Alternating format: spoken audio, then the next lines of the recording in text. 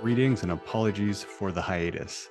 In this season opener of Great Connections, we speak to John McElroy, the founder and president of Blue Sky Productions, although probably more famously known as the main host of Autoline After Hours. Some of the listeners for Great Connections probably know that's actually how I got my start in broadcasting and also the beginning of what kind of led to the formation of this podcast. In this episode, we talk about some of the current things going on in the auto industry, ranging from the UAW strikes to the evolution of electric vehicles in the domestic and especially the big three auto manufacturers, along with some of the upcoming challenges and what all of these different impacts will have to the average consumer and where the industry is trying to go long term. And my apologies in advance to audiophiles for my audio quality on this. It's still very listenable, but it has since been addressed, the issue that happened on this episode. Please listen. Well, good afternoon, everyone on Great Connections. I want to thank you for joining us for the kickoff of our newest season. And today we have a special guest, John McElroy of Autoline. John, thank you so much for joining us today. Why don't you kind of just give us a little more information? I would be surprised if our listeners haven't been familiar with your work, but would love to learn more about you and Autoline in general. Sure thing. I don't know how much history to give you here, but I got out of college way back long ago in the last century, and I thought, okay, now what do I want to do? And I was a pretty good writer in college, and they always tell you write about what you know. And I knew a thing or two about cars, so I thought I should work for a car magazine. And I literally wrote to every single car magazine that publishes in English anywhere in the world, and essentially said, here I am. And I'll make a long story short and say, yeah, I got into the business. And I ended up at a trade magazine called Automotive Industries, which traces its roots back to 1895, when it was then called the Horseless Age. And I always wanted to change the magazine's name back to the Horseless Age. But in any case, it was a trade magazine. So we really got focused on the industry. And even though I'm a hardcore enthusiast and love to drive fast, race, work on cars, all that, as I got more and more into learning about the industry, I was like, holy moly, the industry is more interesting than the cars, including the people that are in the industry. And so I've kind of been, a student of the industry ever since and love all aspects of it, anything and everything. So I don't specialize in any one area. I just try to learn anything and everything I can. I was in the corporate world. I did very well in that. But yeah, about 25 years ago, this is probably the mid 90s. I went, oh, this thing called the internet, it's going to kill print. And here I am in a monthly print magazine, not just a print magazine, a monthly one. And it was like, oh my God, I got to get out of this. And so I quit my job, and it was a pretty good gig. And I went off on my own I had a couple of business partners at the time with this little production company called Blue Sky Productions. I now own the company. And so we produce Autoline Daily. We produce Autoline After Hours. We go to all different kinds of shows and do coverage of that. We put out videos. Some of it's just, me ranting about what I think is going on in the industry. But anyway, in a nutshell, that's who I am and what I've been doing. Well, thanks. Like I said, I'm sure most of our listeners are familiar, but just in case, good to have the background. And I didn't know about the Horseless Age. That does sound like a great. I think even more so with some of the topics we'll be talking about today around autonomous electric vehicles. But one of the things I'm kind of curious about, since you are in the industry, is around kind of more the journalism side. And I think the call out that you mentioned around the uniqueness of like the actual manufacturing and the industry versus the cars that most people know about. What are you seeing as like some of the gaps in automotive journalism and coverage, maybe in general, but especially, I think, with the area that you cover? Yeah. By and large, this is not totally true, but by and large, there are not a lot of automotive journalists who, like I do, look at the whole industry.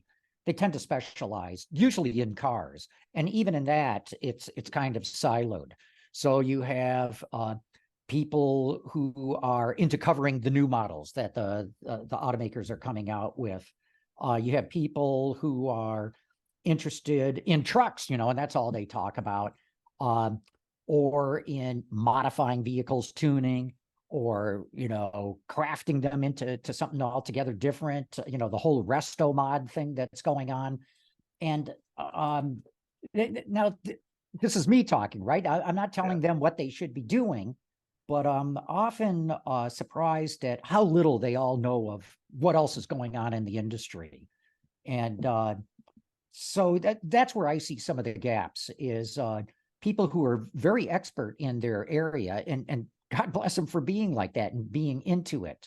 But I'm often surprised at their lack of knowledge of what's really happening, what's really going on, where it's all going.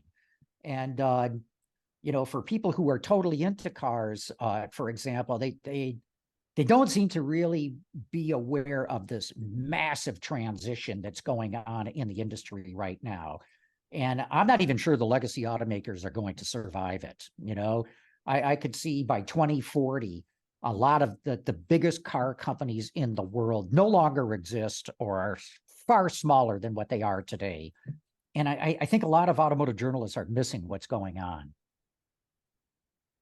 Yeah, actually, it's funny you should mention that, because one of the people that we'd had on the show before, his name's Cal Connor. He does a lot of kind of electric vehicle, I think you could even say like portrait testing, but especially for like chargers domestically. And he was recently at the German Auto Show. And his takeaway, along with some of the other people that were there, were they kind of are consistently surprised with the almost, not so much that they don't get it, but it seems like every year that they've gone to it, it seems like the speed at which they are trying to move forward to electrification is actually not going as fast as they said it was going to be the year before, if that makes sense. Totally. And since you were just there, I'd be kind of curious to hear your thoughts on what your experience around that was, or anything that really stood out to you with that conference, and especially in the larger industry and with all these transformations going on. Yeah, they call that show the IAA, or as they pronounce it in Germany, the IAA. So if you want to be cool and talk like you know what's going on, call it the IAA in Munich. And the German, well, look, let's take another step back. The Frankfurt Auto Show used to be the biggest auto show in the world. It was gigantic. There was something like 4 convention center build, or not 4, 12 convention center type buildings, each jam-packed. Mercedes-Benz had its own building. BMW had its own building. And then the whole thing collapsed. And just like most auto shows around the world. So anyway, they've revived this, the IAA in Munich. And at this year's, the presence of the Chinese was very notable. There were more Chinese car companies exhibiting in Munich than there were German car companies.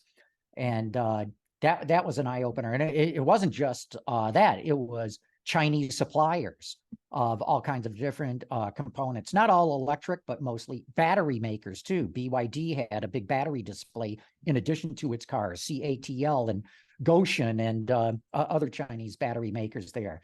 And yeah, the Germans,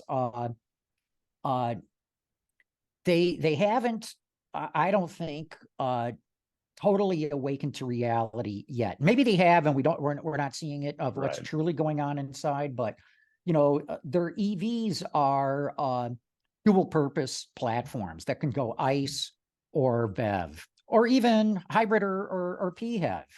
But they, Chase, as I've been saying all along, and I'm not the only one saying this. If you're really going to go up against the Teslas and the BYDs of the world, you got to bite the bullet and go clean sheet all the way. You have to design a purpose-built EV. You've got to use all these new manufacturing techniques that largely Tesla has pioneered. You have to dedicate an assembly plant to making only BEVs. And the Germans aren't there yet, pretty much. And they have also, I think, made a big mistake as they try to transition to software-defined vehicles using digital twins and all the good stuff that everyone's working on. They've put legacy ICE experienced executives in charge of those efforts, and it's not going to work, and it hasn't worked. Volkswagen has launched this massive effort to develop its software capabilities under a business entity that it calls Cariad. And as I like to say, Cariad done blowed up on the launch pad. It's been a complete disaster. And so having said that, Mercedes is doing a relatively decent job of selling EVs. I think in the United States, something like 12%. So 1 out of 10 cars that Mercedes is selling right now is electric. I think BMW is actually close to that. Audi is at half that rate. Volkswagen is even less than that. So they're sort of making do right now, but their efforts are not going to win the war. Not what they've got in the showroom right now is not going to get it done. Yeah, it seems to be kind of the theme I've heard from everyone. I haven't been personally, but everyone that I've talked to that has been the last couple of years, and especially this year, that seems to be kind of the theme. And I think one thing I'd be interested in, and one of the reasons I find your show really powerful and really entertaining in educationally, and sometimes just with the different opinions you have on the show, is I think I probably started listening about 6 or 7 years ago. And obviously I've had a lot of exposure to EVs and been really into that side of stuff. And I do love internal combustion vehicles, and I want to talk to you a little bit about that as well. But I think what's really interesting, and I kind of want to get your thoughts on this, is when I first started listening, and about 6 or 7 years ago, it seemed like, I don't want to say you were bearish, but you were not a big fan of EVs. And you're being polite. You're being polite. No, I think. Oh, I was just going to say, I think you had it was always a lot. It was sometimes things I disagreed with, or I would think sometimes like little bit misinformed, and once again, maybe because of my exposure to things, but it was always a very logical and a very understandable argument. And I guess I shouldn't say misinformed even. It was just like, I think just different exposures. Yeah. But it's been so fascinating to like hear. And I think this is why your show is so great, because it is industry focused. Is now I've seen you kind of, I don't want to say switch sides to being completely pro EV, because that it still has its own issues, especially with the larger industry and trying to get that some of these legacy automotive OEMs to move over. But it's really kind of been entertaining to watch you almost be a proponent of it, because you're seeing how the industry is changing, especially on the global side. And then on Autoline After Hours, you'll still have some of these people that you even kind of reference that maybe are only in a small facet of the industry, or kind of maybe stuck in their ways.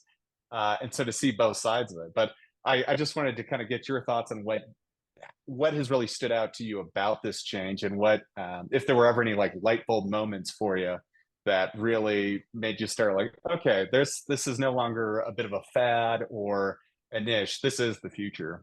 Yeah, sure thing. No, it's a good story. It's a journey, really. Yeah. And so my first exposure to electric cars was with the GM EV1.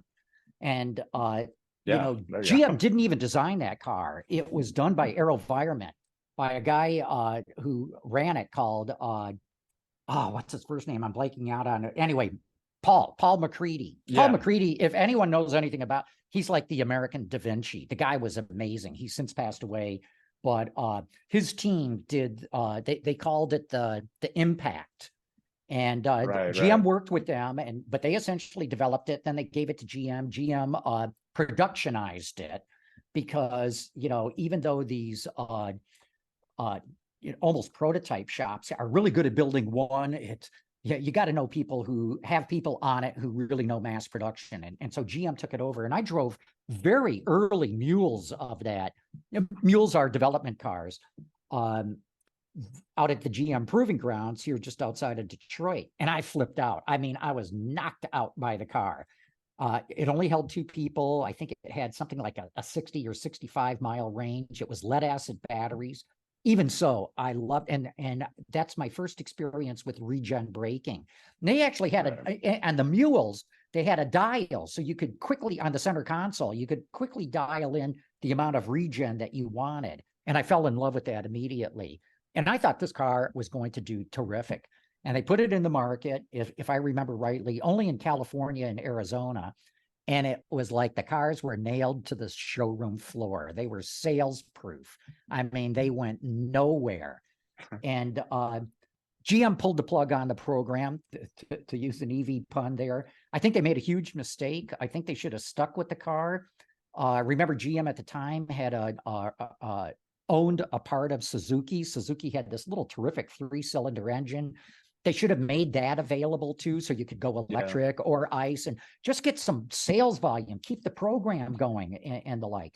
But I forget, not to cut you off, I forget the details because I know a big part of it was leased too. Yeah, so they would not sell it, right? Yeah, you had to lease it, and it was pretty pricey for cars of the time. That's true. You know, I think it was a $300 a month lease, which back then was like yowza. Which nowadays you would fight for. Oh, yeah, what a bargain, right? Yeah.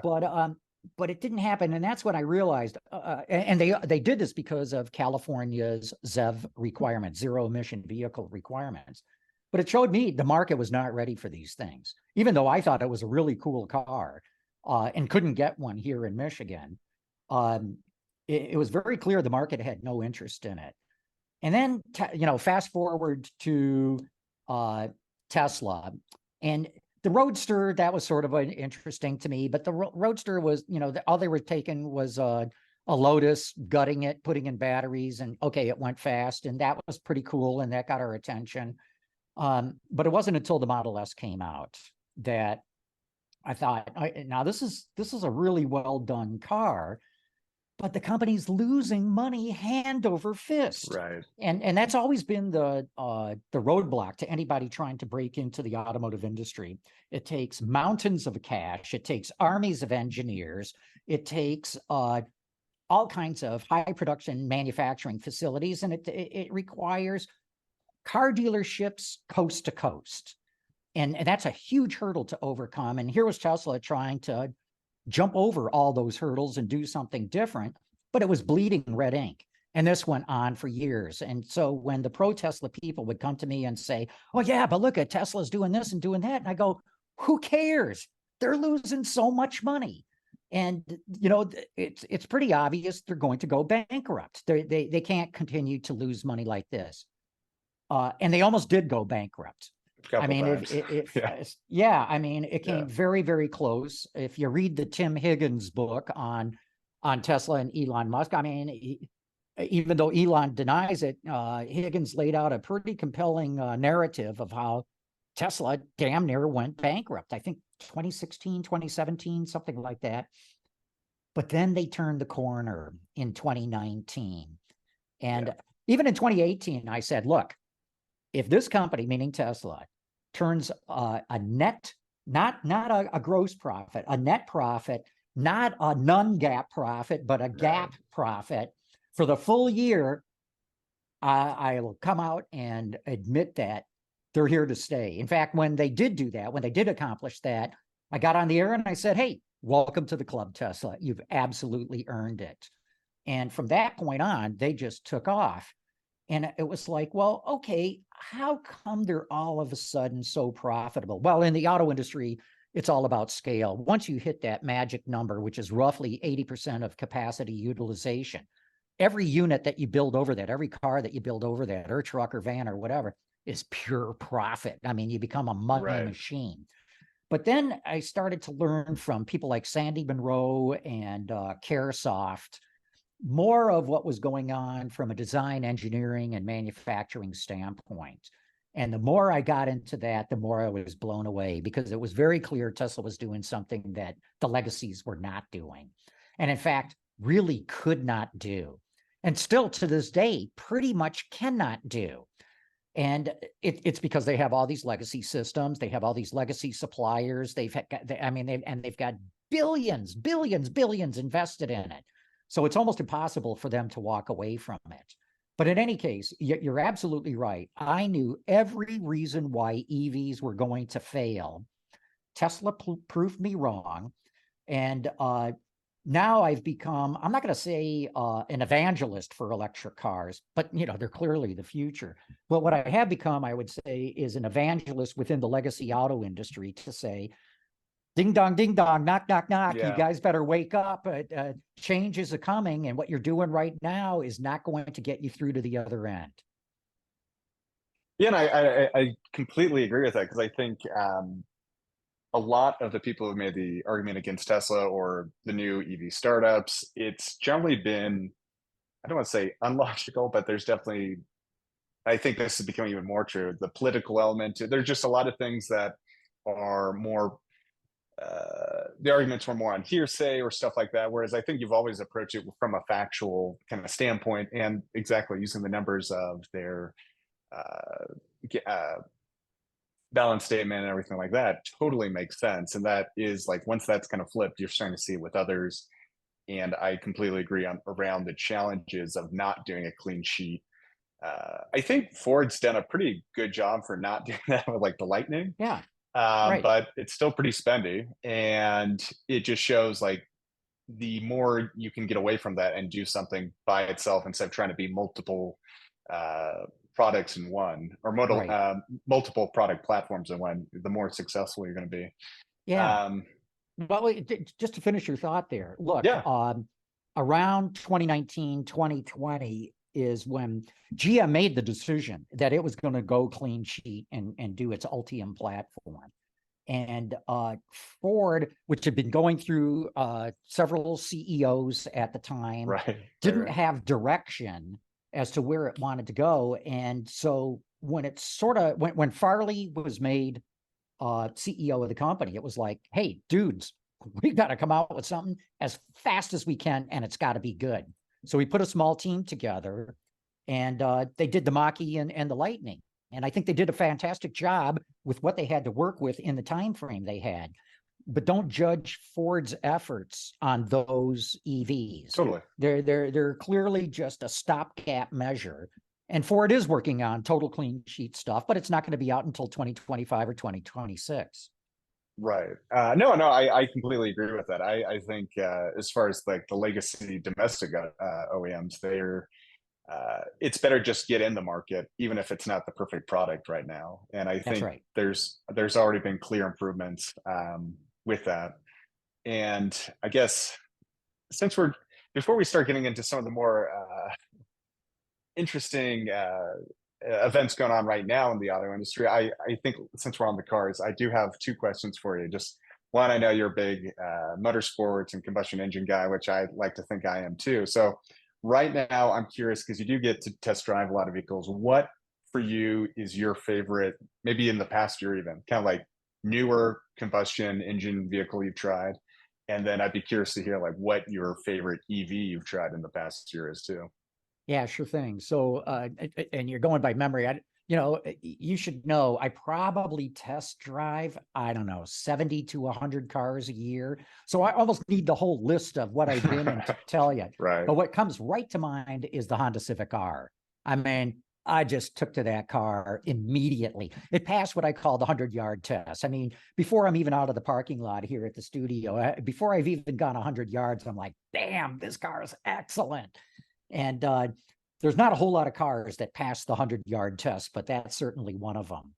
And then as far as EVs go, have any passed the 100-yard test for you? Yeah, I mean, the Lucid Air is brilliant, but I drove the Launch Edition, and I don't know, that was 170,000, 180,000. Anything that costs that much, of course, should be fantastic. Right. And so I'm much more interested in cheaper, inexpensive EVs, because those are actually harder to do. If you're going to sell a car for $170,000, the engineers know they can do anything and everything they want with it. If you're going to sell a car, for under 40, an EV for under 40 grand, yowza, that's hard to do.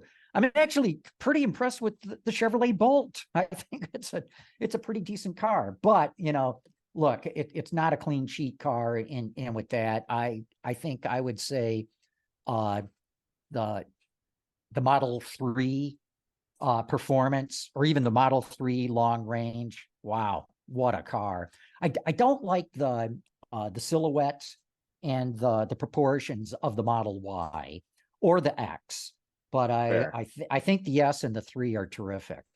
I have a Model Y as a daily. I wish it looked more Okay. like a Yes. Model 3. Oops. I shouldn't have But said that. no. I mean, I'll be the first to agree with you on that one. But as like a daily, it's great. And if it wasn't Mhm. for the fact that we had two dogs, I think I'd have Yeah. a Yeah. Yeah. Yeah. pretty Yeah. all day. Yeah. The Y is But more practical, right? right. And I completely agree with you on the X. They took a really beautiful car and made it look way too bloated. I think going from the S to the X. And it's funny you say the Lucid because I actually still haven't had a chance to drive one. And I found everything I've seen as far as like the engineering and the technology in it seems great. I just have not really, and I know some people, I just don't really like the styling of it. Yeah. But personally, it's not going to stop me if I get the opportunity to drive one. Just the range and everything you get with it, I totally get it. But as far as I think they're kind of going back to like just getting sales and getting cars out the door. They're even though in some ways I think they have the most promising technology from a startup standpoint, I think they're just struggling to really break out. Like you look at what Rivian's done, and I think they're probably going to be the only other startup really that has a strong chance of maybe not going as big as Tesla, but make kind of getting there eventually. Yeah. Yeah. I would And agree.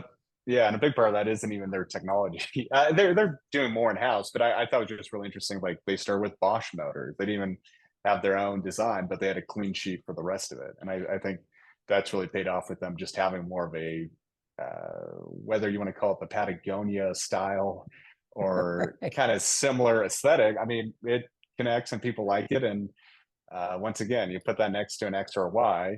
I know what I'm going to even choose, and most people are going to choose too when you look at that sort of thing. But now that we've kind of talked shop and all that stuff, is there, I think,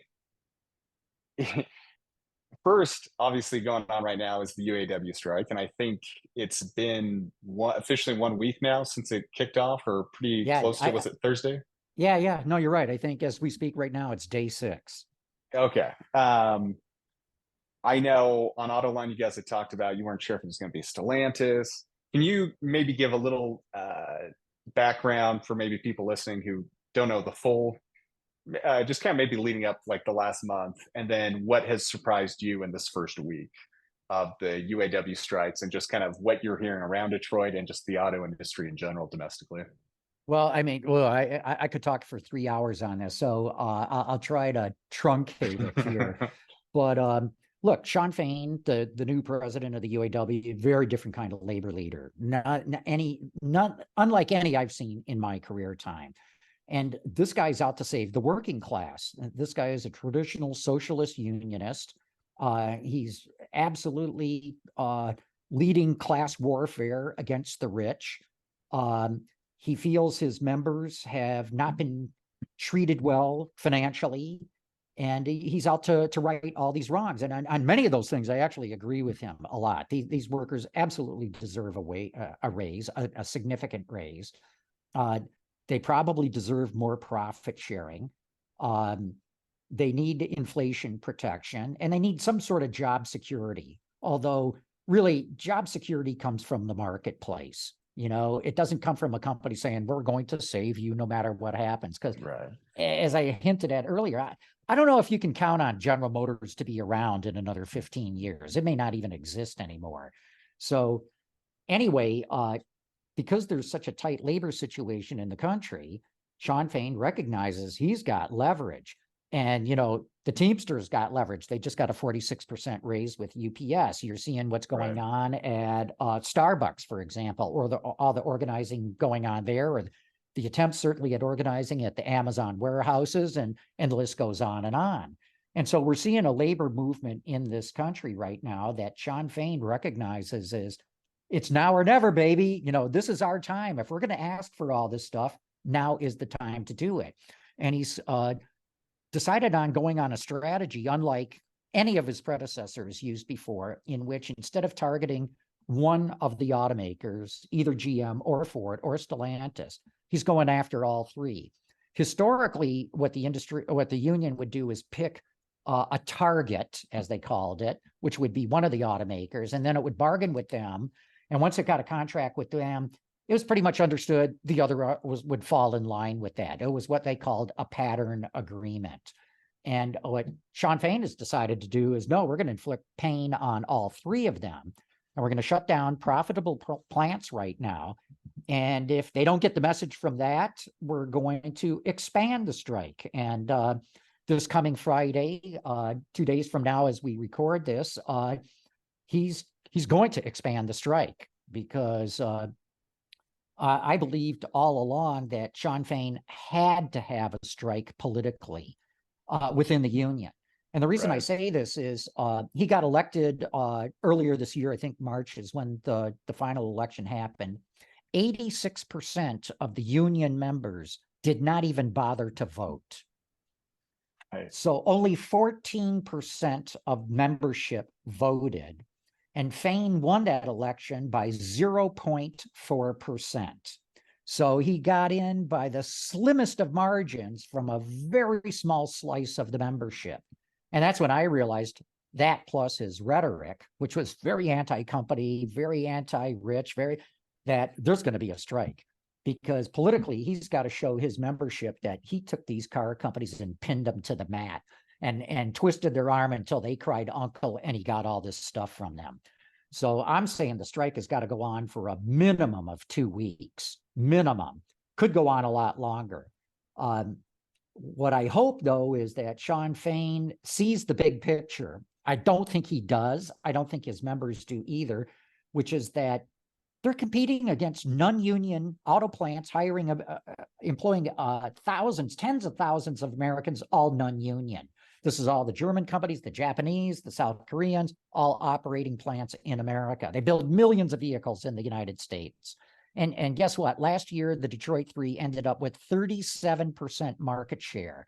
And I'm not sure the union is aware of all that. They just keep focusing in on their North American profits and saying, they got the money, and isn't it just disgusting how much they pay their CEOs? And I'm not going to defend all that. All I'm saying is that Sean Fain better be careful that he doesn't kill the golden goose that's laid all these golden eggs for the UAW members.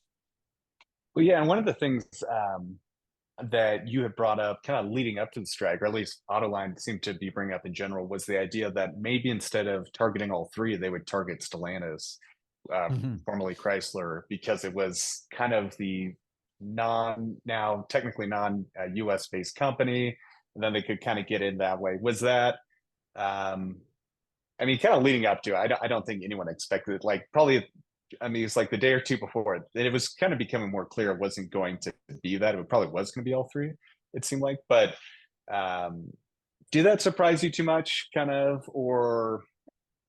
Yes and no. I mean, look, very early on, months ago, the rumor was out there that they were going to take all three companies down. But I don't think the union itself knew what its strategy was going to be. I mean, even Sean Fain has very openly talked about they had a lot of discussions in the union as to which way they were going to go. And I'm sure at one point they were talking seriously about striking Stellantis. But I think he wanted to do something totally different that none of his predecessors had done before. And, he's calling these the stand-up strikes. Well, if you know your union history, what got the union going in the 1930s is they had sit-down strikes. So now he's got stand-up versus sit-down, but there's a historical connection between the two. And I think he wanted to show the automakers that he was not predictable. He was going to do something very unexpected, very different. And so I think that's how they settled on their strategy of targeting all three, but not taking them all down at once, just taking one plant each, also in different states, so that you get maximum media coverage and you don't inflict all the pain on one state financially, because these strikes are going to hurt every one of these states financially. Their unemployment claims are going to skyrocket. Tax receipts are going to go down. It's going to hit these states. So anyway, that's not going to stop Sean from expanding the strike. There's a minimum of one more round of shutdowns to happen. Yeah, and I did think it was kind of interesting. I guess we could talk about what's going on right now, but like looking back and kind of to what you're saying about the golden goose and kind of what's going on in the industry on the larger side, it is interesting to me. And obviously Sean Fain just became the union head, but in some ways, I almost feel like they still have a lot to gain, but it almost would have been like if this had been a year, maybe even 2 years ago, they would have even been in a better position, because interest rates haven't got like everything in the autos. Like while there would have been definitely issues with kind of what we're seeing the post COVID and just kind of logistically, as far as interest rates and sales and the profits, I think it really would have resonated and been a strong time for it.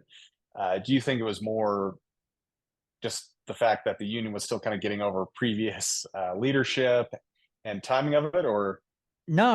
It's all yeah, got to do with the contract. They had a 4-year yeah, contract which expired this month, and besides, there was no Sean Fain 2 years ago. right, right, You had what I'll call legacy union leaders who would have been far more cooperative with the automakers.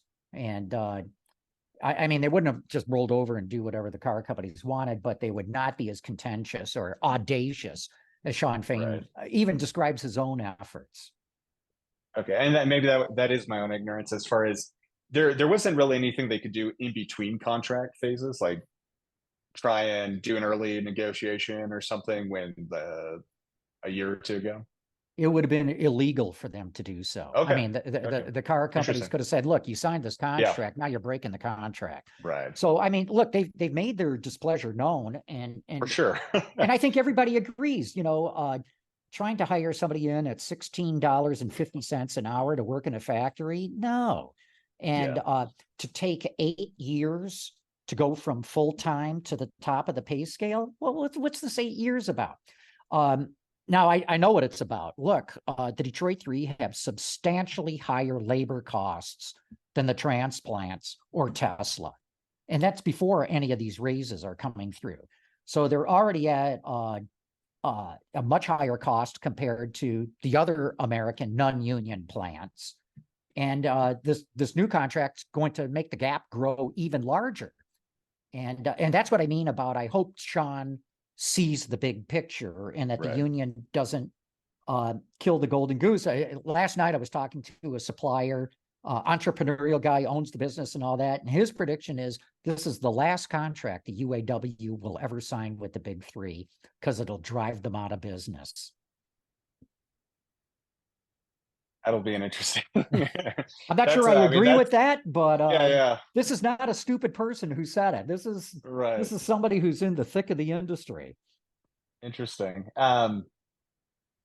So I mean, looking at where it is and where it's going, do you see? I mean, it seems like it's anybody's guess right now, but it has been kind of interesting that, as you mentioned, the states are being hit pretty hard that are affected by this because not only are they striking, the rest, some of the OEMs now have laid off the people that are in the factory or remaining in those factories anyway. So do Yeah, you, or I'm sorry, what were we going to say? yeah, no. Sorry, I was just picking up on what you were saying. Yeah, I think this is something that the union did not anticipate, that Interesting. the car companies would start laying off people. So here in Michigan, where I am, there's the Wayne assembly plant. It makes the Bronco and the Ranger pickup trucks. And so the union decided we're going to strike that plant, but not the whole plant. All we're going to do is shut down the paint shop and the final assembly line.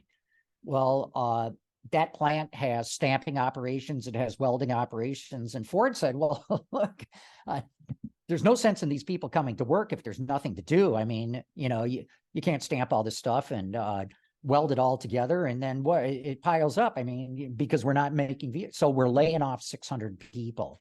I don't think the union anticipated that. And also, when they shut down GM's Wentzville plant in Missouri, which makes the Chevrolet Colorado and GMC Canyon, that plant also supplies stampings to GM's Fairfax plant, where they make the Cadillac XT4 and the Chevrolet Malibu. Well, GM said, "Look, if we can't get stampings, we can't make cars. We're going to lay off all the people in that plant." I don't think the union expected that. Now, those people on layoff, Sean Fain has already said, "Don't worry, if they lay you off, we're going to pay you $500 a week." That's not enough for those people to Right. live on. And 2,000 people on layoff at $500 a week, that's $1 million a week that the union now has to pay out. At Ford, with 600 people off, that's $300,000 a a week that they have to pay. I don't think they were anticipating that they would have to pay out that much money. And if I'm right, this Friday, if the union shuts down more plants, undoubtedly the automakers are going to lay off a lot more people. It does seem like, and I'd be curious because you're closer to this. Just there was a lot of suspense leading up to the strike. The strike has happened, and now it does seem like it is getting more contentious on both sides. The UAW, obviously, and I think good or bad, and it's worth sometimes going about a different way, definitely came in much more aggressive than traditionally seen. And now we're also seeing the companies seem to be like, well, we gave you some pretty good offers, and now they're kind of putting their foot down a little bit and pushing back harder. Do you think, is that a correct, well, I guess first, is that a correct understanding of what you're seeing and hearing in Detroit? And two, do you think that is either actually helping either side? Yeah. Number one, Sean Fain came in with a much better plan. He knew where he was going, and he's been extraordinarily effective at communicating that. He's doing live Facebook videos, which also get streamed on YouTube. So boom, right off the bat, he's communicating in a way that that people communicate today. For example, Mark Royce wrote this very nice editorial in today's Detroit Free Press newspaper. Is anyone under the age of 40 going to read that or see it? Is anyone under the age of 50 going to see that? Right. And, Ford has been sending out bullet points to us in the media on its side, but it's relying on the media, should it so choose, to report on this. So Sean Fain is absolutely controlling the narrative. He has convinced just about everybody in the United States that UAW workers earn very poor wages and are desperately overworked and have been screwed over by the companies. I don't think any of that is true. They make far more money than most people realize, or have a total compensation package that is far, far better than most people realize. But he has controlled that narrative. The automakers have been very bad at communicating. I haven't seen anything from them that I think is credible. And maybe they'll learn, but I'm not sure. They haven't done so yet. And so with Sean Fain controlling the narrative, not only do his members in the union feel like they're really getting cheated, the general American public is on their side. I mean, something like, I think the latest poll showed 70 to 75% of the American public agree with the union and side with the union. And I do too, to a degree. Like I said, they definitely should get more money than they're getting right now, and a number of other things too. But here's where I think something else might be going on. As I said earlier, I was pretty sure there was going to be a strike the day that Sean got elected. And there has to be people at the car companies that realize the same thing too. Look, there's going to be a strike. And he's got to take down plants, and he's got to inflict pain. So we, the car companies, if my thinking is right here, we've got to let him go ahead and do that. It's going to happen. Let's let him do that. So let's give him really, really good offers, but we're going to hold close to our vest the real, true, final offer that we're ready to go with. And we're not going to do that until we let him inflict enough pain where he has convinced his members, look, I took them down to the mat, I pinned them, I've got their arm twisted behind their back. And that's where I'm thinking their thinking is. Yeah, I think that's a really interesting take on it. I think that they're, given neither of us are in those meetings, it just seems to be strategically how it's playing out and what we're seeing from kind of the reactions on both sides to these events.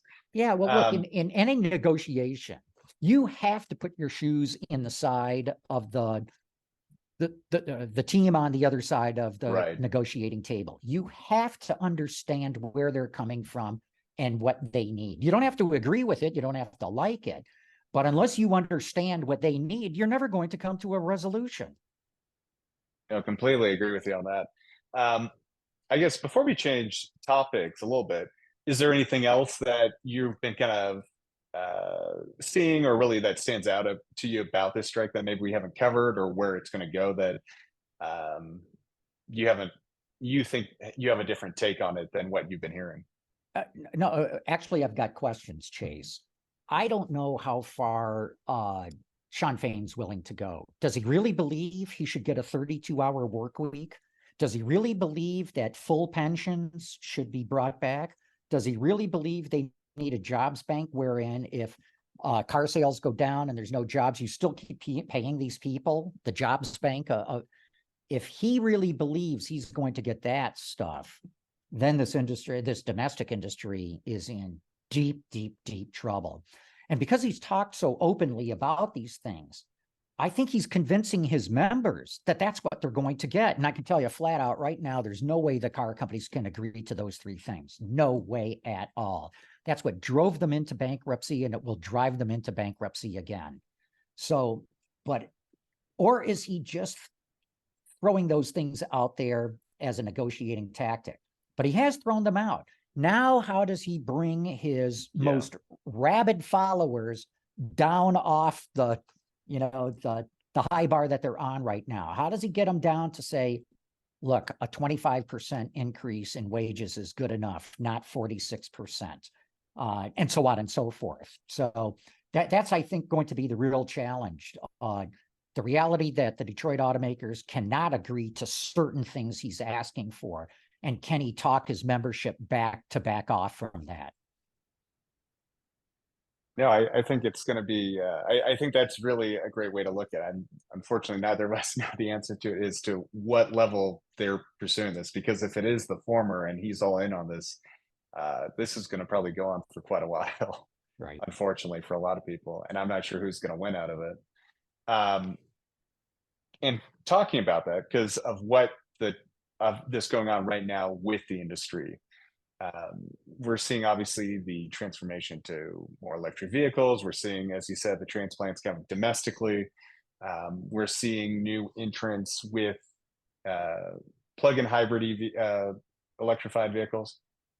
What do you see, as kind of someone who's got a pretty good pulse on the industry, as what is going to be the bigger of the two? Because I feel like some of this conversation around the strike is like, okay, EVs require less workers. And to some extent, that's probably true. But while they're striking, the rest of the world is still kind of going on. And so are the transplants domestically. And do you see, some people are saying that they see the others as the non-unionized as the winners before this thing has really even had a resolution. And I think they might have a point to that they can still kind of produce vehicles, they can keep moving forward.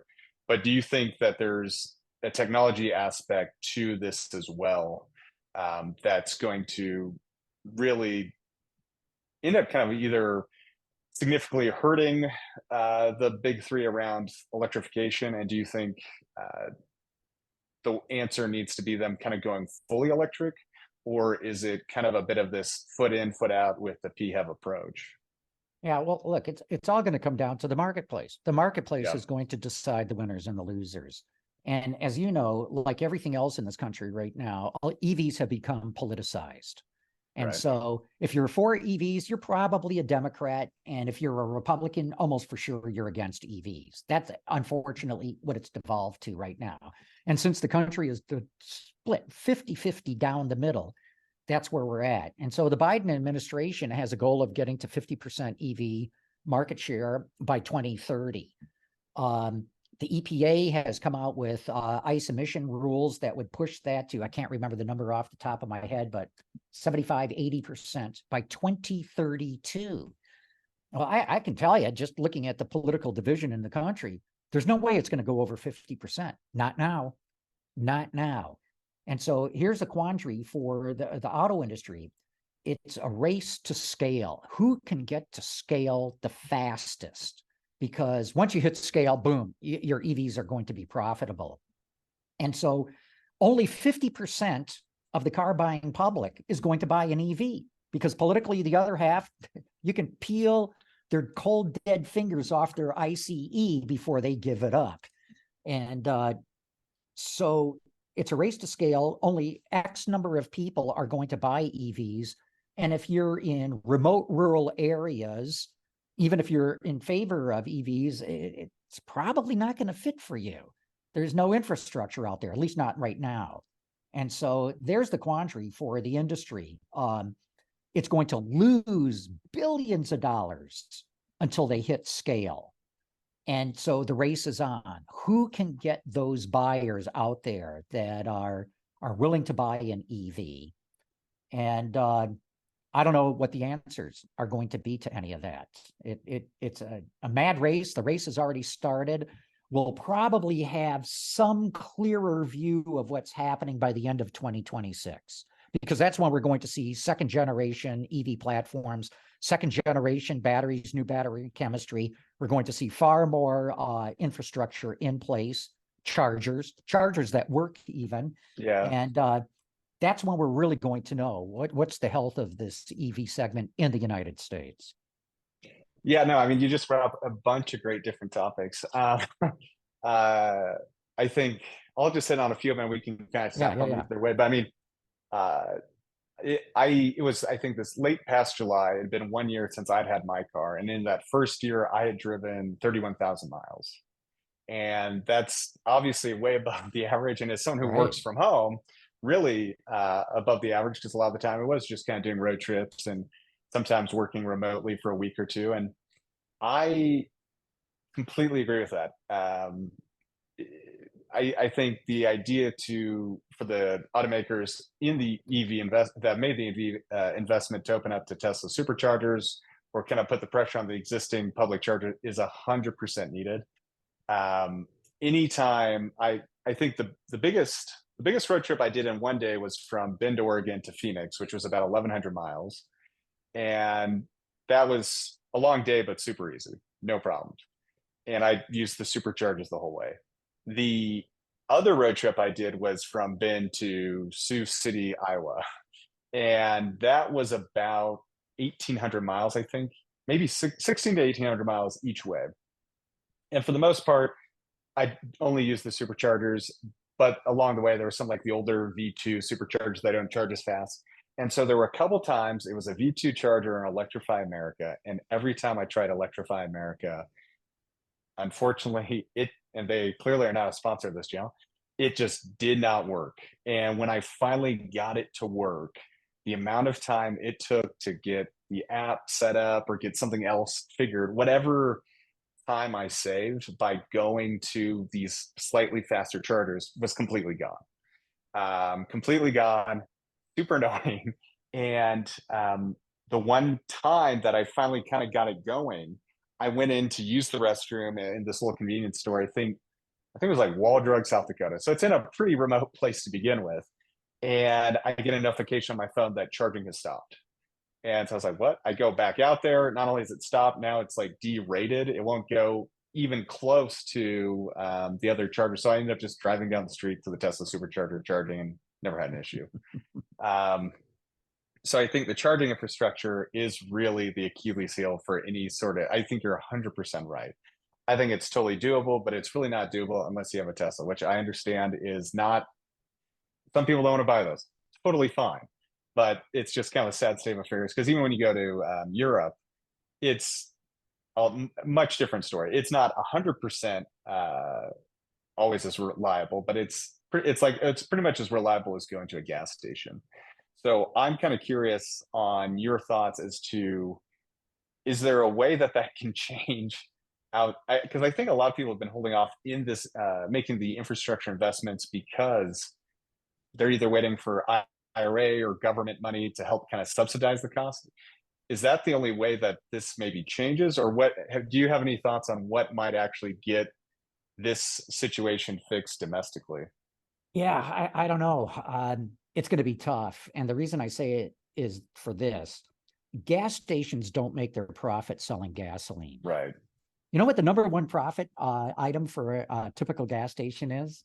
Those hot dogs. Yeah, I was going to say hot dogs. Exactly. Number one, and I know this because one of my brothers worked for a company that serviced those machines, and he said that's their number one profit. So they make That's so funny. their profit selling hot dogs, lottery tickets, and cigarettes. That's where they make their profit, not from gasoline. Gasoline's kind of like the loss leader. So now Yeah. look at all these public charging stations. They're out in remote areas, or they're in the parking lot of a strip mall or something like that. And all they sell is electricity. So their only way of making money is buying electricity at wholesale and marking it up for retail. That's the only way they can make money. And I don't personally believe that's a viable business model. What you need is to get more gas stations putting chargers where they're located.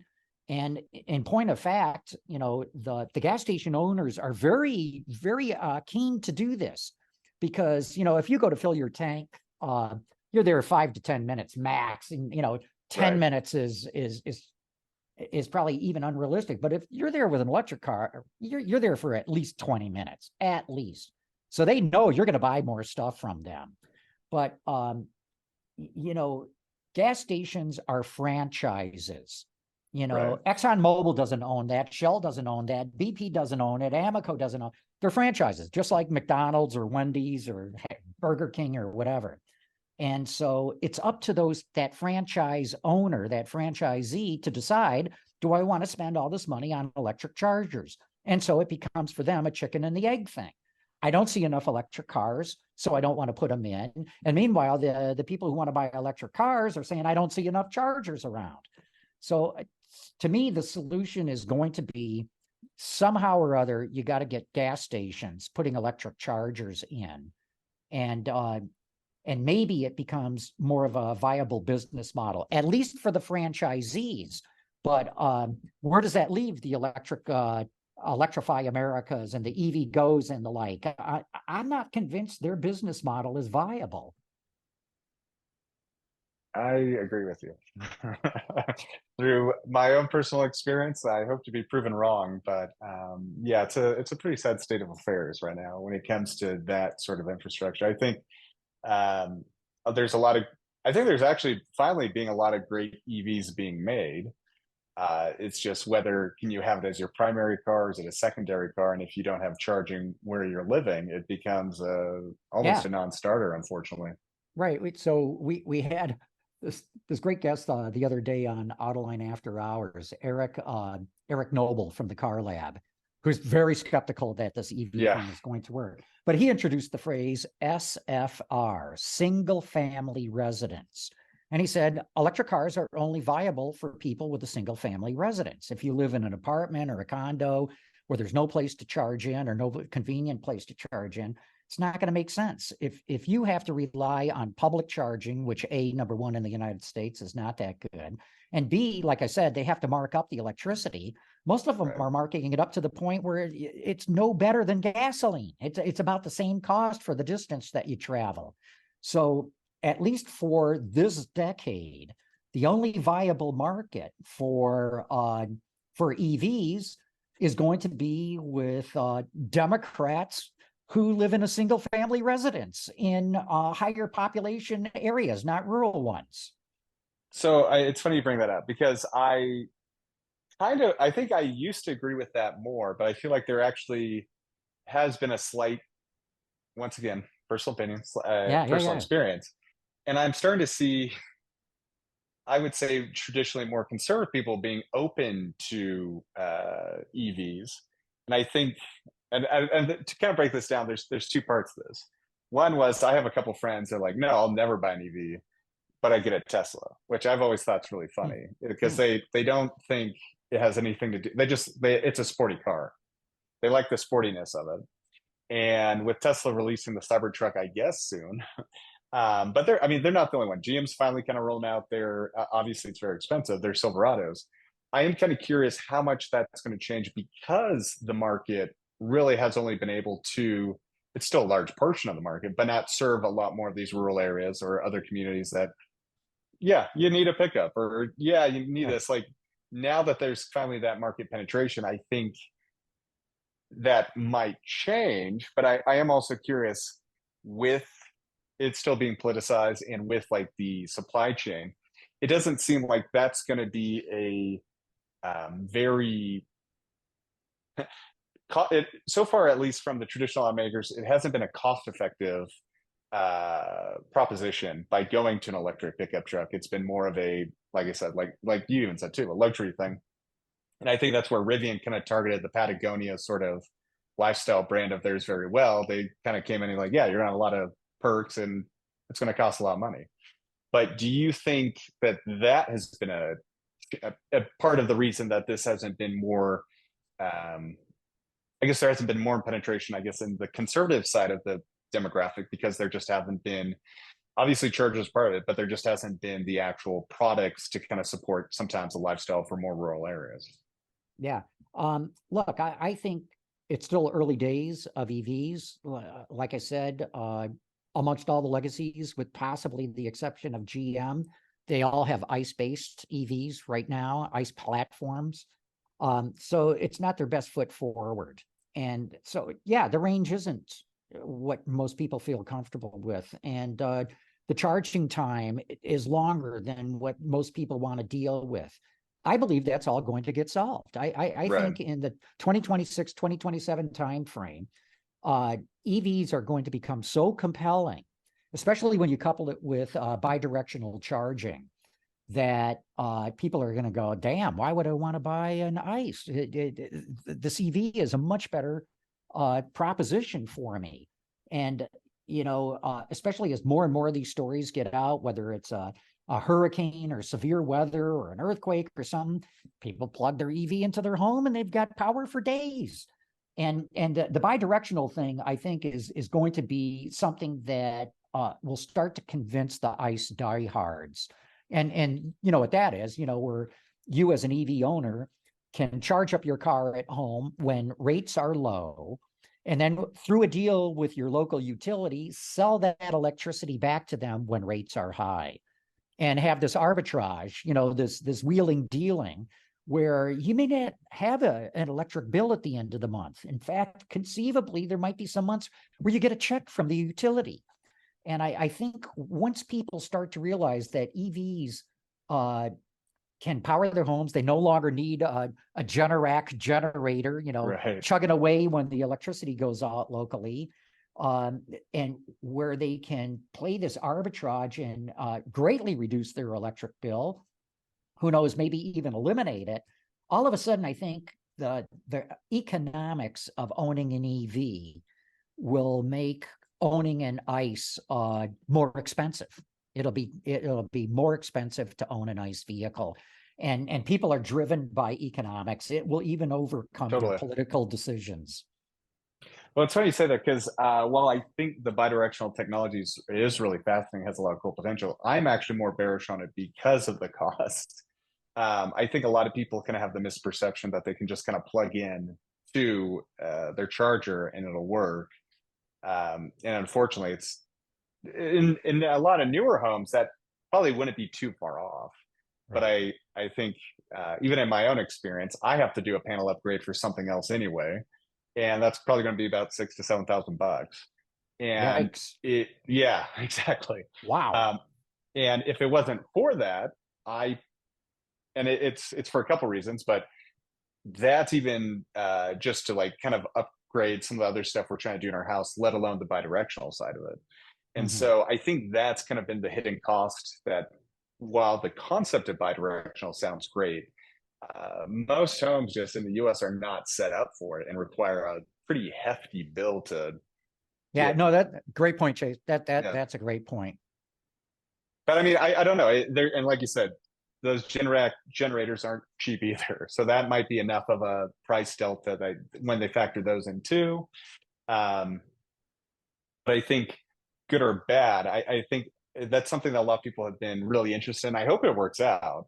It's just with that and so many of these OEMs now, and I'm sure they have some sort of solution that'll be coming out soon, but going to like Tesla's North American Charging Standard plug, in theory it should support it, but as of like today it doesn't. So it's kind of like one more thing that kind of has to be figured out with the current systems, in addition to to be honest, I don't think that's that big of a thing. I think that can be figured out, but just the cost to make sure the house can actually take all of this.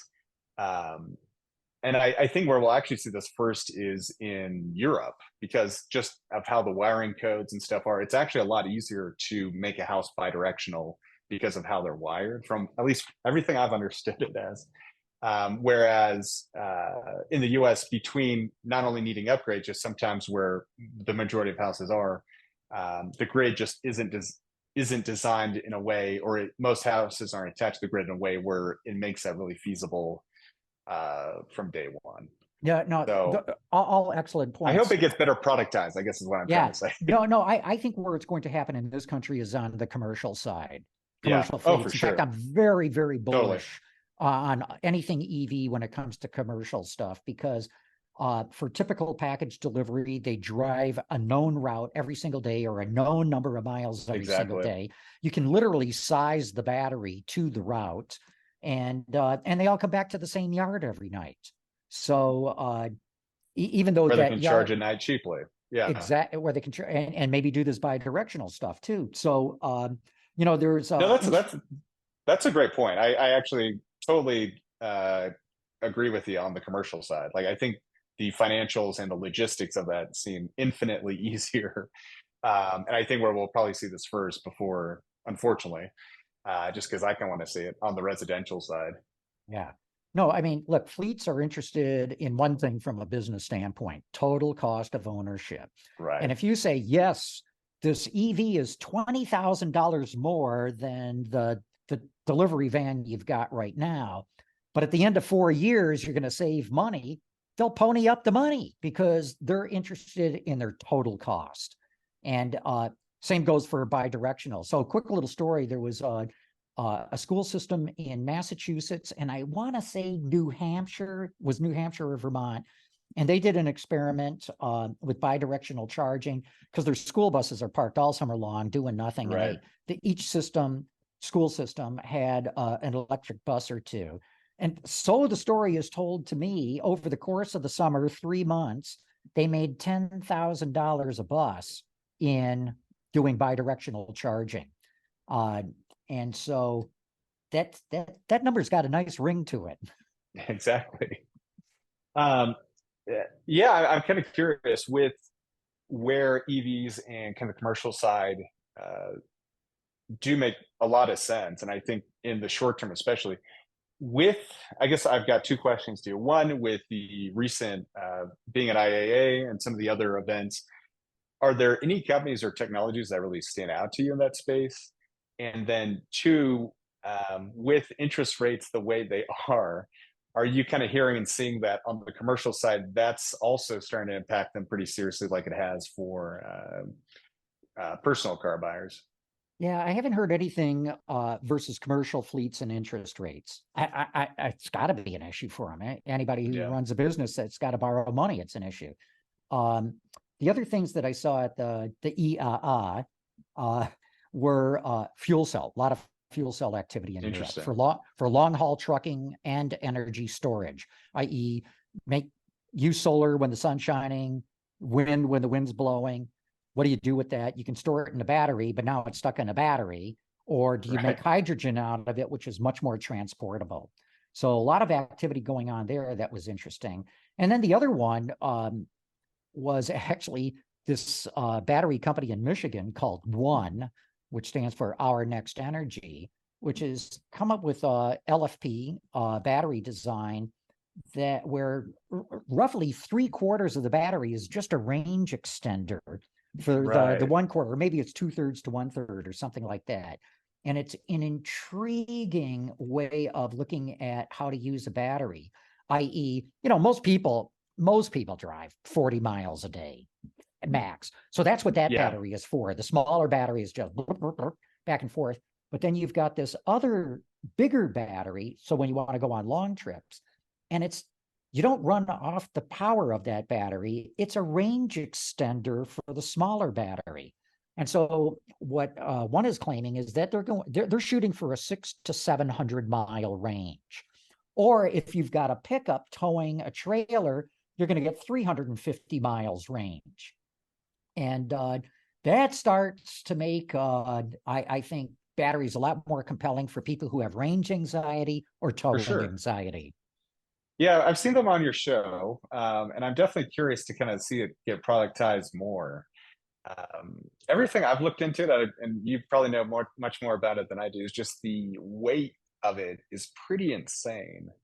Because I think they put one in a Tesla Model S, and I can't remember the exact number of how much weight it added to it, but it was a considerable amount. And I just am kind of, I feel like that, I don't know. I would love to learn more and kind of maybe talk to them soon, but I'm just curious with, I feel like, yes, you can always pack more batteries into something and make something way more to get more range. And I think the theory of it's really interesting, but I am still kind of not 100% convinced that you need to be carrying that much weight, especially if the majority of the things you're doing are I guess where I'm coming to is I'm not sure, is that the future versus just a more power dense battery that we're seeing kind of like 15% in general is what like lithium ion kind of gets by, or more effective chargers than carrying an extra ton around with Right. you day No, to no, that's day. right. Yeah. So I mean, I'm not trying to But it is defend. really unique. It is, Yeah, and yeah, it's kind of an interesting concept of like the range extended hybrid we've seen, but it's right, actually just an old battery. right. So in fact, I asked Yeah. Mujib Ijaz, the CEO of the company, that very thing that you're bringing up, and he said about the Tesla, and he said, look, that was a one-off. It was not optimized. You know, it's essentially an R&D battery. So Right. what he's saying is, you know, you give us a car that we can purpose built this for, and we keep making progress on the energy density of our battery. That's him talking. So, you know, it's again, early days in all of this. We're going to see Totally. tremendous progress. I realize we're kind of already past the hour mark, but there were a couple things I want to talk to you really quickly that you've Sure. talked about on the show recently, and just how things have changed in about the last year and a half.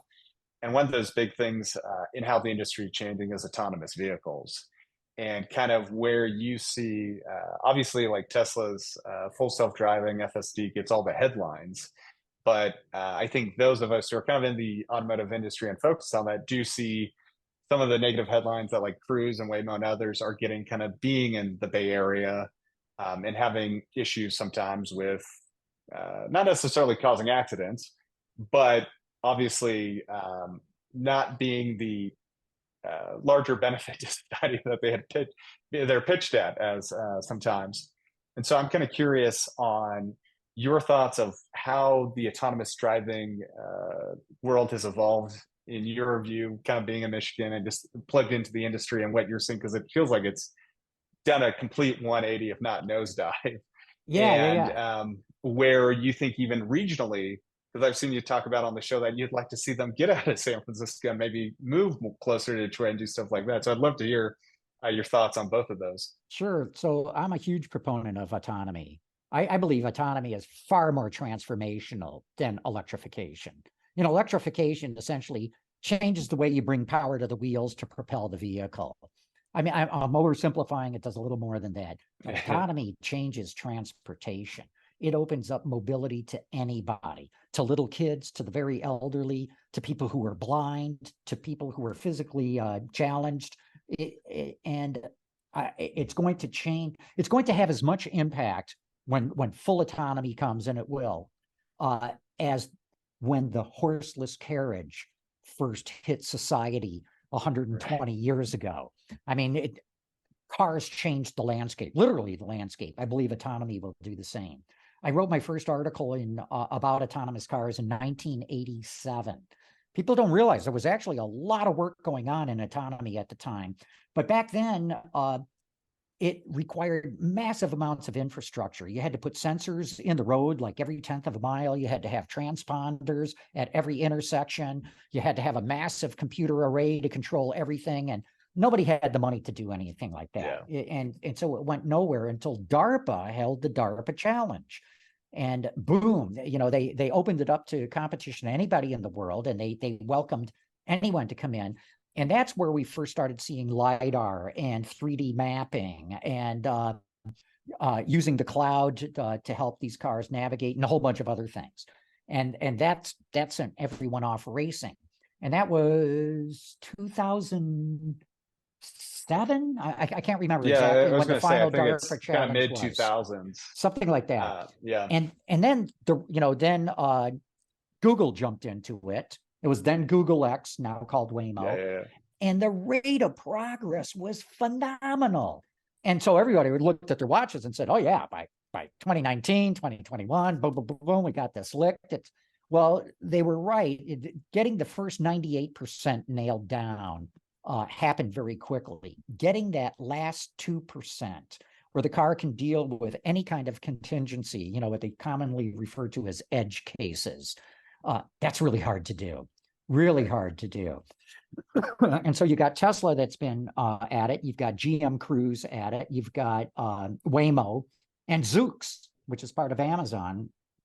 There's others out there too, but those I think are some of the bigger ones everyone will recognize. In China, you've got Baidu and a number of others going. I mean, they're really pushing it in China.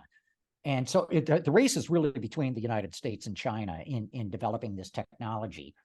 And so, again, it's been really hard to do. In the last year and a half, Tesla has switched from using machine learning to neural networks.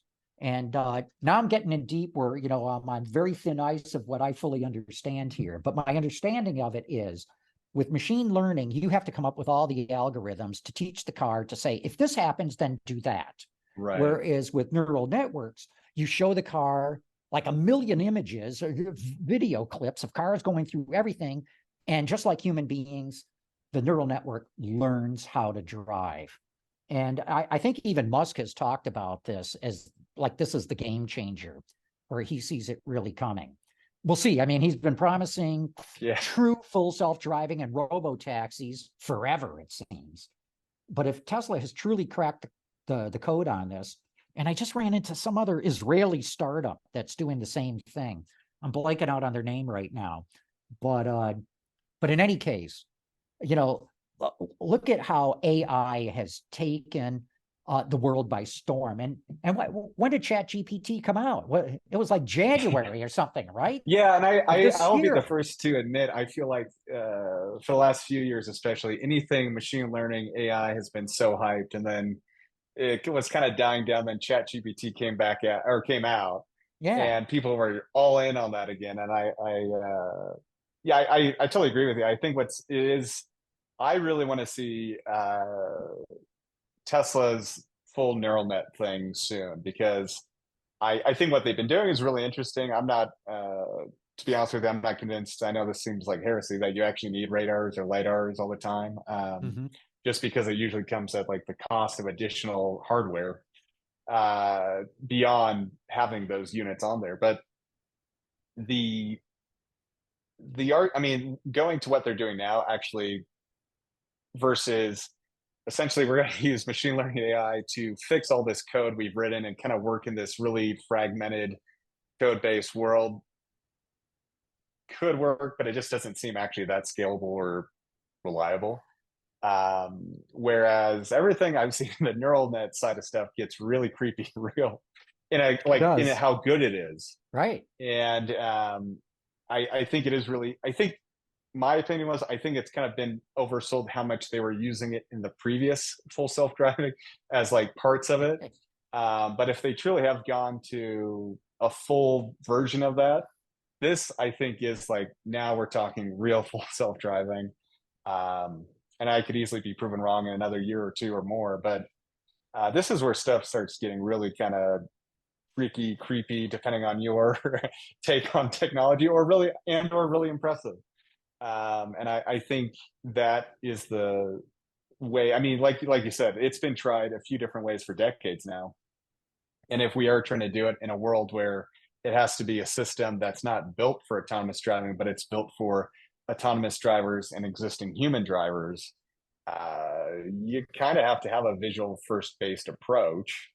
And you also you can't have hard lines. And I think that's how Waymo and Tesla, a lot of the others were like, okay, we'll make it work.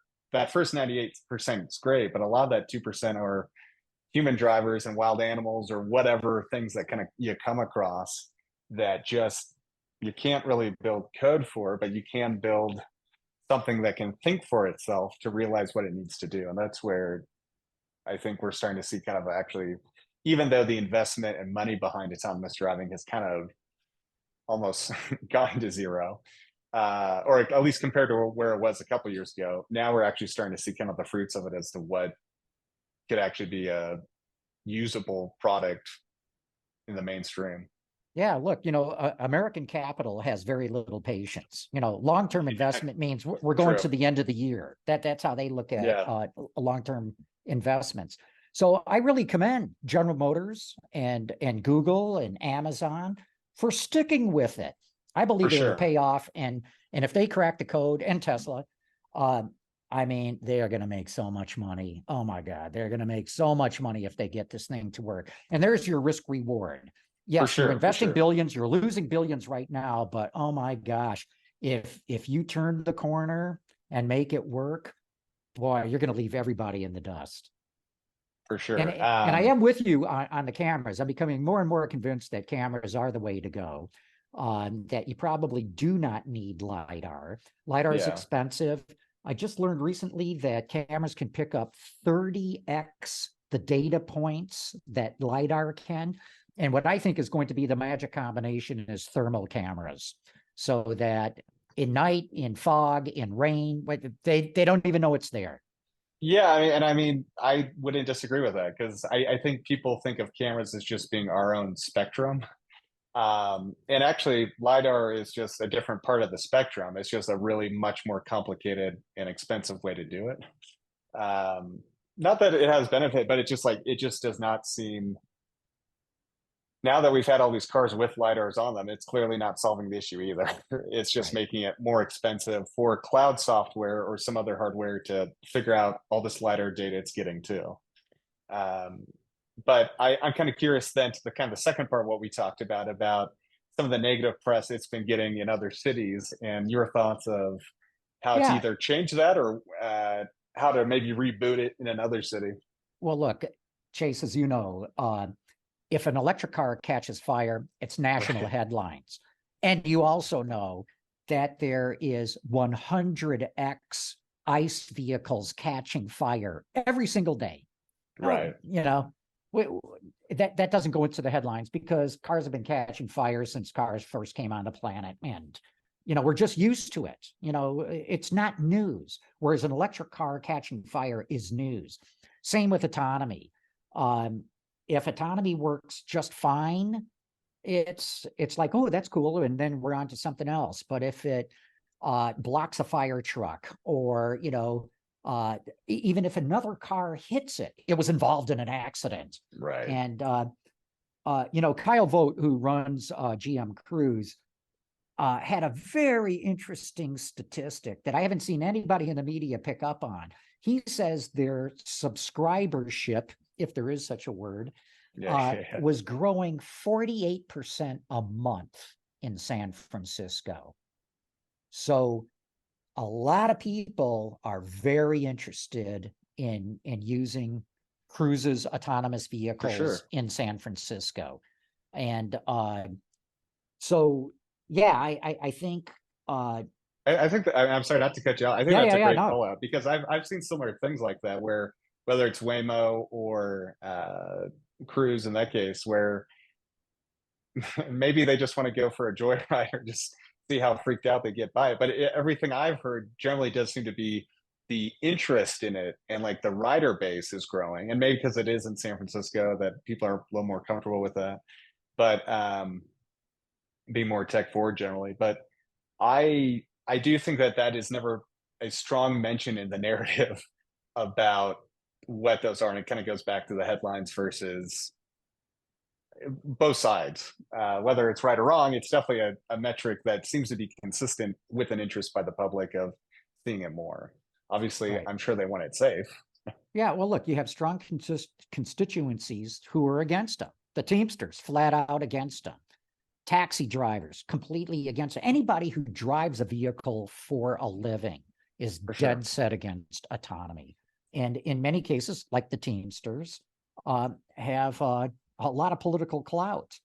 And so anyway, yeah, I mean, I believe it's going to work. It's going to work not just in this country. China keeps making more and more For sure. progress, putting autonomous routes in more and more cities. And whoever gets a hold of that technology and makes it work is going to have the lead in all land transportation mobility. Yeah, I think that's a great way to put it, because to assume that this won't go into other technology, if you can do it for a car, to assume it won't be in a train or other things that actually have less variables, I don't Oh think yeah, is correct. Yeah, and look, the agricultural industry, for not the sure. full autonomy that Cruise, Waymo, and all, at all. They've had autonomous tractors for a while. Exactly. The biggest ones are Yeah. the mining companies. Komatsu and Caterpillar have been running autonomous mining trucks for over a decade now. Now that's an easy one. You go down the circular route into the open Yeah. pit mine, you come back out again. So there's If no there's cross something in front of traffic you, or stop. pedestrians. But Yeah, exactly.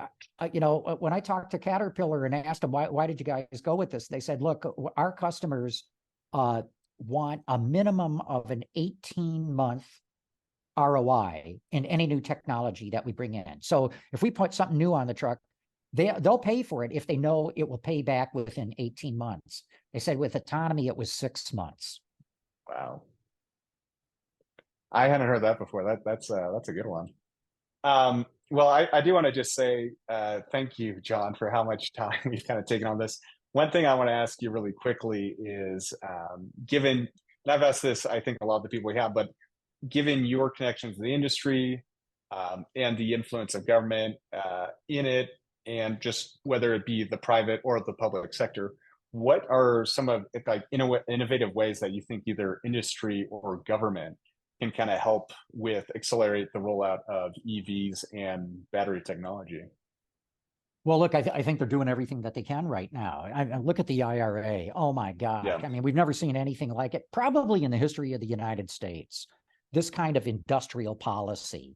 And it really should have been called what it really is. It's the Climate Change Act. It's not the Inflation Reduction Right. Act. It's not going to reduce inflation at all.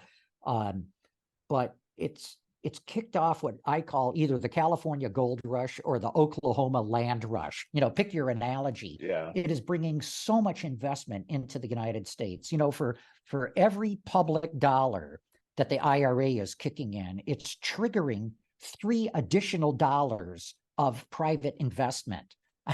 That's a hell of a good deal for the American taxpayer. And when I was at the EAA, as I keep saying, because I want to be cool, not the IAA in Munich, the Europeans have their hair on fire about this. Now they Yeah. think they've got to do their own version of the IRA because they recognize so much investment is coming to the United States. And so I would say from a government policy standpoint, I don't think you can expect, at least in my view, the government to do more than it's done. It's Gotcha. phenomenal what it's done. Now, what we got to do is, as an auto industry, is come out with affordable EVs with the kind of range that people want and a charging infrastructure to support it. And once that's done, bing, bang, boom, everything's going to go electric very, very quickly once those things are solved. Well, thank you, John. I think that is probably as good of a point to end it on. And I really just want to thank you again for being on as a guest today. And can't recommend your show and your series enough to our listeners to also make sure that they are joining Autoline, at least, if anything, just for the entertaining commentary and the chats on Autoline after hours for sure. Right. Thanks, Chase. It's truly a pleasure. And a lot of great questions, excellent topics to talk about. Well, thank you, John. Looking forward to talking soon. Thanks for joining us. Be sure to visit our website, connectingthegrid.com. There you can listen to our podcasts, contact us about sponsorship, or even be a guest on Grid Connections. While you're at it, if you found value in this show, we'd appreciate a positive rating on your favorite podcast or video streaming service. Or if you'd simply tell a friend about the show, that would help us out a lot too. Thank you again, and I look forward to us learning more together soon.